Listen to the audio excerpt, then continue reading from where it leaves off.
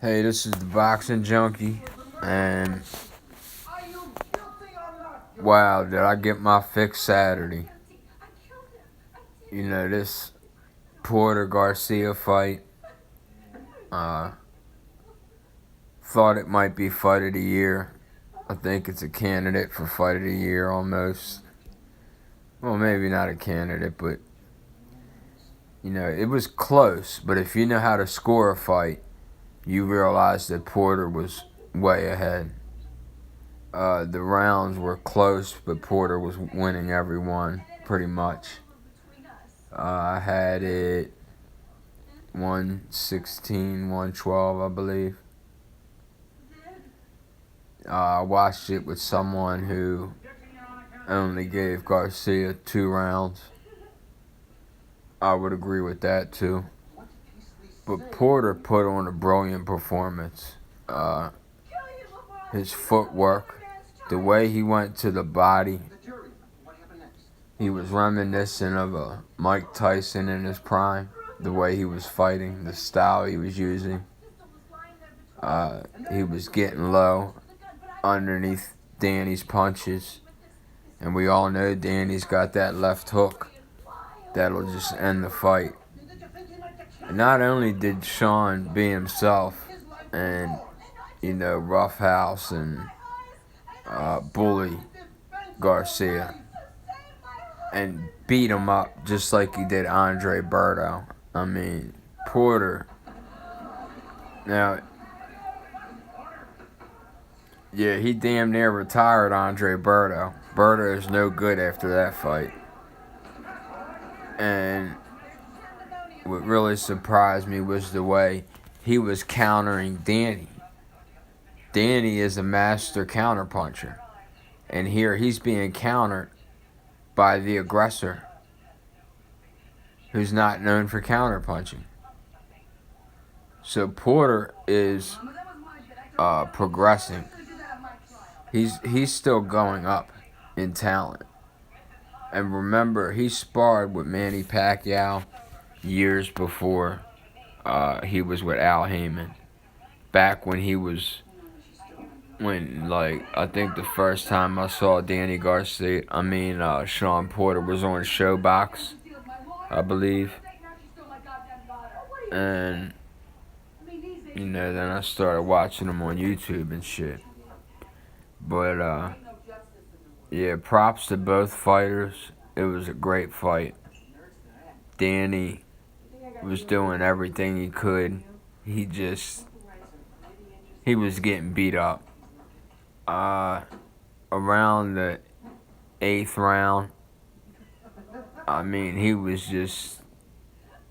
he wasn't even trying to win. He knew that he was being outboxed in every aspect of the sport. Now, what I'm going to say is, a lot of people are going to give me shit over this, but Sean Porter is going to beat Earl Spence. Alright? Earl.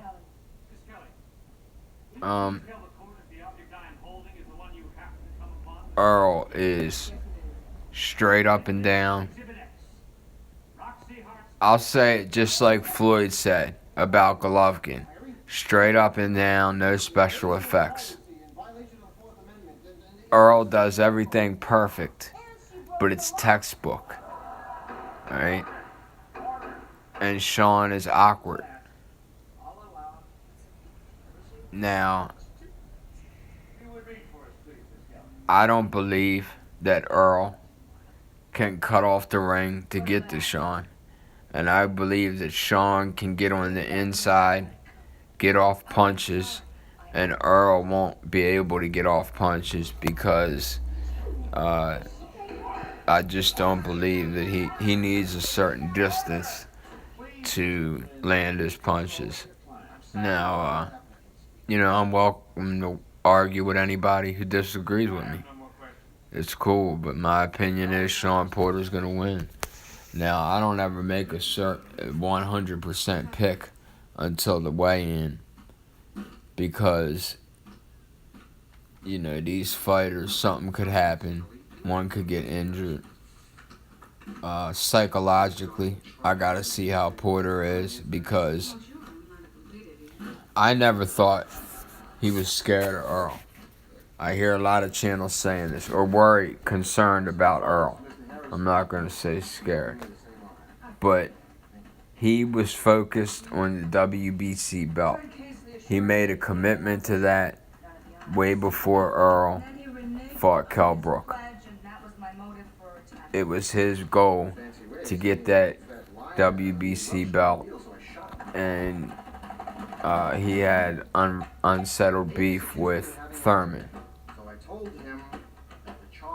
So now that he has it, a lot of people say, I'm watching Monty Brown, and he says that, I'm crazy, and I understand that, but you gotta see where I'm coming from. Now, can Spence stop Porter? Yeah. He can probably knock him out with one punch. But we know a lot of fighters that can win with one punch, but they don't do it. So, what else? Oh, let's talk about who was in the building. Man, did Al Heyman bring the whole stable out, didn't he? Everyone was there. The Charlos, Broner, Gervonta Davis, Jarrett Hurd. Now, Adrian Broner just couldn't help himself but to act up when Earl Spence was talking on the podium. And, given when the camera shows him sitting in the crowd, of course he gives us the finger. It's the second time he's done it. And I think what we should do is give him the finger back and just stop talking about him. So that's the last I'll say about Adrian Broner on this channel. I know I'm all over the place here, but I'm going back to the Garcia-Porter fight. The importance of feints are rarely talked about on YouTube. The whole YouTube. I don't care if you're Lions Den community or whatever you want to claim. I don't believe I've heard someone talk about feinting, really, that I can recall. But a lot of feinting was going on in that fight. And that's why I don't like watching boxing on a phone, because you can feint with your eyes. Floyd would do that. Floyd would look upstairs and go to your body. And do it over and over and over again, then switch. Go down, look downstairs and go upstairs with the punch. Both fighters were feinting, but once Porter was just bullying him, notice how Danny is not making any move at all, just based on Sean Porter's feints. At one point, I believe Sean Porter did, the